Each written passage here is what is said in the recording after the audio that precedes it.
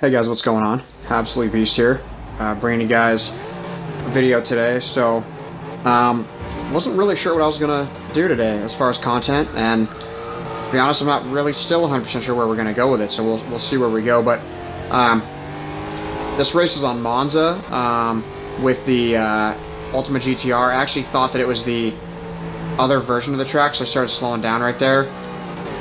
But you know, this track is sort of a classic example, or this race in specific is a classic example of, you know, what it takes to become better at a racing game. So, obviously, you know, Forza 7's launching. I mean, today is, I don't even know what today is. What's the date of today?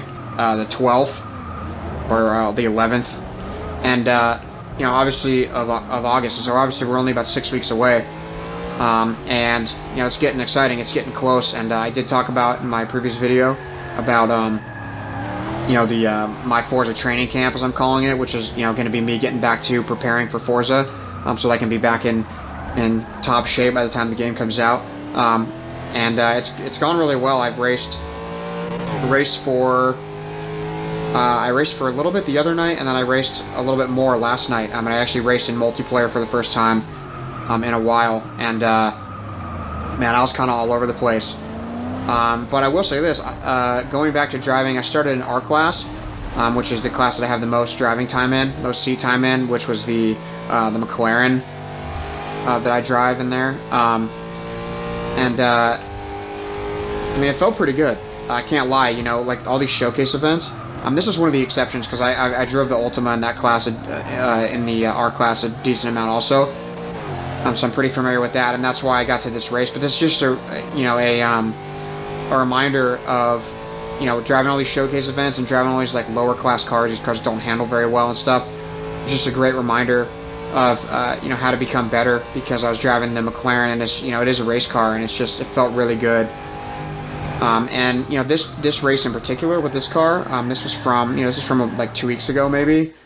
But you know, I started out not doing so hot, and just started out kind of like struggling a little bit, but as the race goes on, I mean, I think it's like an 8-lap race or something. Yeah, it looks 8-lap race. So as the time went on, I got better and better and better each lap as the time went on. And I mean, that's just basically what it is. It's just getting back into feeling comfortable with it. You know, it's just doing the repetition. So,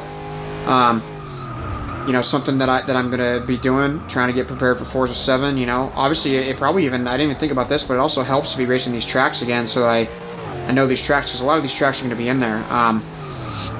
There's a few new ones, obviously, which are going to be interesting to race. You know, ones that they haven't been in there for a long time, and so tracks that I don't know and I'll have to learn.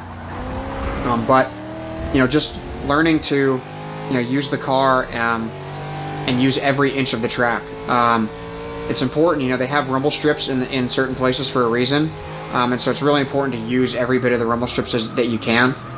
And what you want to do is, you know, like, see there, I come on the left one, and then as I'm exiting here, I come over the right one, and then I come over this left one again.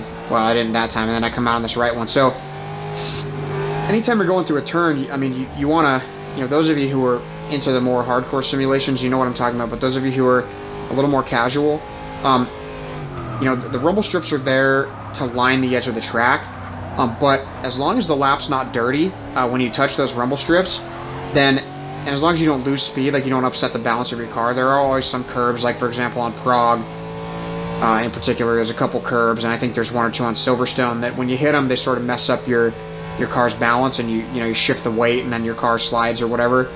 And it's a little bit that way on here too, just because it's just Ultimate GTR. This thing doesn't have much downforce, even with that spoiler in the back. It's not a ton of weight over the rear wheels. And so, but you want to use the rumble strips to your advantage, and basically what you're doing is you're going so fast that you actually have to use them, or else you'd go off the track. See, like right there, and then I use it on the left. So I come in as tight as possible and get up all the way over the right rumble strip there, and I do it again here too. You come up and you get over the right rumble strip, because if I don't, then I'm not going to make that turn on the exit, and then even on the exit I still brush that rumble strip, and that's perfectly okay. In fact, that's a sign that you're usually doing things well. See, that was not good right there. I had to lift off the turning. So I had to slightly lift off the turning. That's why I redid it, because I thought I was going to hit that guy. But you want to use every inch of the track. I mean, as long as it's clean, then you want to keep as much momentum as possible. And so your goal is to carry as much speed as you possibly can through a corner, and a lot of times that involves you using the rumble strips, because you just, you want to take a smoother line. You don't want to take, like, if you're taking a hard corner, I always think of it like this, and I've used this explanation before for people, but when you're taking a hard corner, like say a hard right or a hard left, you want to do it in like a C shape. So let's say it's a hard left corner, okay? So as you come into that corner, you want to line up as far to the right as possible without dirtying your lap.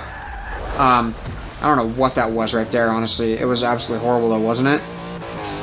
So if you're taking a hard left corner, you want to come in on the entry to the turn as far right as you can, and then you cut in, and as soon as you cross over the apex of the turn, the apex meaning the sharpest point of the turn, the center of the turn almost, in most cases, you want to do a C shape so that you do like a curved shape where you come in as far right as possible, and you cut in, and you cut your left wheels over the side of the rumble strip so that you're slightly cutting off the corner. And then as soon as you do that, then you can start releasing your steering, and you can ease off the steering as you come out of that hard corner.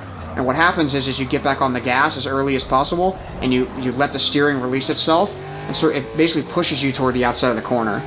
And what that does is that means you're gonna, like this one, watch, you come in on the inside right, and that was a horrible example, but as I gas out and let the steering take care of itself, let's see if I do better here. So you come in, you take a hard right, and as you gas out and let the steering correct itself, you basically push out toward the outside of the turn. So basically what you're saying is, if you're taking a hard left, 90-degree left corner, you start far right, you come in to take the corner, and then because you're gassing it and steering it, you end up also again on the far right. So you're basically ending up on the far right and the far right. So if you draw that on a piece of paper, or if you picture it, what you're doing is you're basically taking the longest line through the corner, which you would think would be slower, but because you actually have to turn less, you don't actually have to turn your car 90 degrees to get through that corner. And that's what you want. You want to keep as much momentum as possible, because turning that way allows you to keep like a smooth arc on your turn while taking a 90-degree corner. And that's what allows you to carry speed through the corner. And so that's how you end up using the rumble strip. So basically, you use the outside rumble strip on the entry, you use the inside rumble strip at the apex, and then the outside again on the exit. And that lets you carry enough speed that you can make it through the corner. And again, I'll try to show you. I'll show you here on this corner. Oh, man.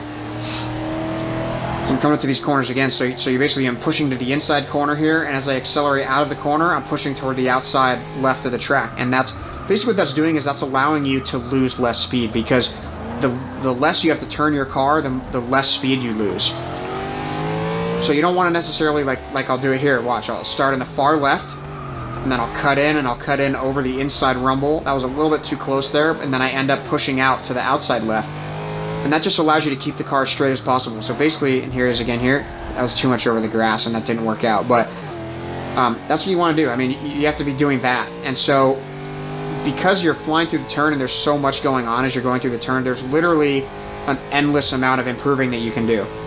So on top of this, you also want to be timing your braking and your acceleration and all that kind of stuff. So see, look, inside rumble on the right, push out to the left, inside left, push out to the right, and I'm brushing over that rumble strip. And you want to make minor corrections. You don't want to crank the wheel fully to the left. Those of you who drive real cars know if you're driving 75 on the highway, the freeway, you don't want to crank your wheel 90 degrees to the left. You'll flip your car, So when you're going that fast, you want to have little minor corrections to the car, as minor correction as possible. And that's why a lot of people love using the wheel, is because the wheel allows you to make really minute adjustments, just slight adjustments. Like right there, as I'm straightening out my car, you see me go right just slightly as I'm straightening out the car, because you want to make minor turning adjustments.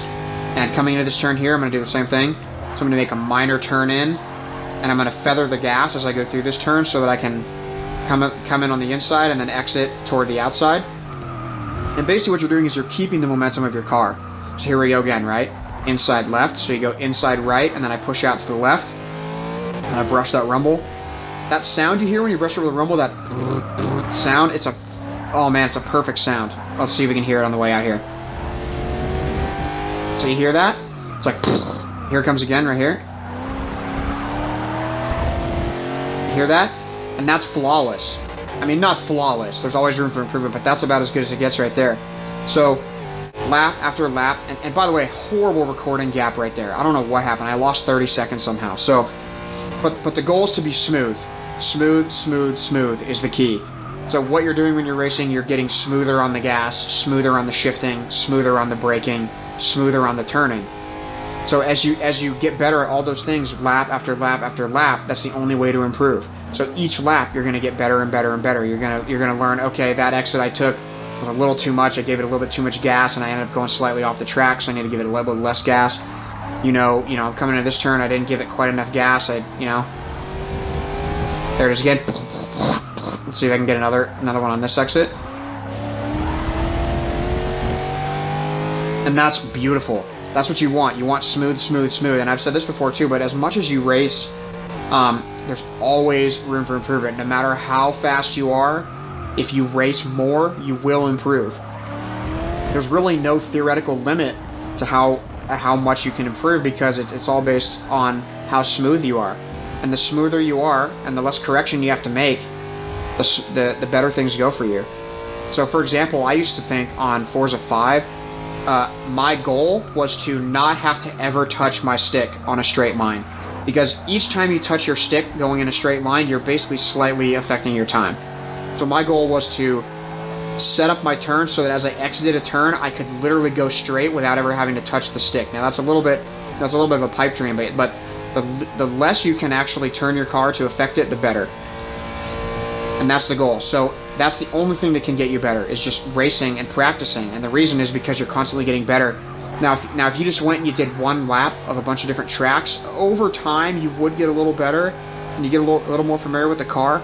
But really your real improvements, your real gains are coming from racing a track over and over and over and over again. And as messed up as it is, racing on your own or racing when there's no one around you is much, much better. Like this type of racing that I'm doing right now, where I'm so far out in the lead that there's no one behind me. Like this is what makes you improve, because you're basically only racing against yourself at this point. So you're not trying to worry about some guy swerving over into you. You're not trying to worry about someone taking you out or whatever. You're not trying to worry about slowing up to pass someone. You're only worried about racing at your full potential and going as fast as possible. So braking slightly later, accelerating slightly sooner on the exit, taking a smoother steering line are all things that make you faster, faster, faster. And like I said, there's really no limit to how much you can improve. As much as I've ever played Forza, I've played about 1,000 hours of Forza Motorsport, and no matter how many hours you play, you can always improve. And time after time after time after time, I thought to myself, especially on Forza 5, I thought, man, I'm as fast as I can get. I don't even know how I could squeeze out another 2/10 out of that lap. Like, I'm going as fast as I possibly can. I can't accelerate any sooner. I can't brake any later. I don't see how I could change that. I don't see how that could be any different. And that's really what happens. But in 2 weeks' time, lo and behold, you've improved and you've gotten faster. So there's a lot of improvement that can be made just by racing over and over and over again. So for example, Rivals is the best way to improve by a long margin. You get to race in Rivals and you get to race against a car. And if you pick a car that's, you see your time, and let's say your time is like 1:35, for example, don't pick someone who's a 1:32, because you're never going to see them. So pick someone who's like a 1:34.5, someone who's a half second faster than you, because that's going to allow you to drive, and you can actually, and you race against their ghost, and you can see exactly where they're pulling away from you, which turns they're better at than you, which straightaways they're pulling away from you on, which place they're braking at you later, which turns they're taking wide open throttle that you don't. And you basically just want to race against them, race against a ghost. You can even race against your own ghost, but racing against a ghost like that allows you to see, oh man, I slipped up and I had to lift off the gas for a quick second, and you can actually visually see how much time that just cost you by seeing how far that car pulls away from you. And that's my recommendation. If you're looking to get better, if you want to improve before Forza comes out, Forza 7, hop in the Rivals mode and just race. My goal is about 10 laps at least. If you don't do 8 or 10 laps, like a 10 to 15 minute race, it's going to be really hard to improve. So anyway, hope that helps you guys. Thanks for checking out my stuff. Make sure you subscribe. I've been trying to put up as much content as possible. Sometimes I have to do stuff like this because there's just no news, but I'm trying to find everything that I can. So thank you guys. Appreciate it. See you soon.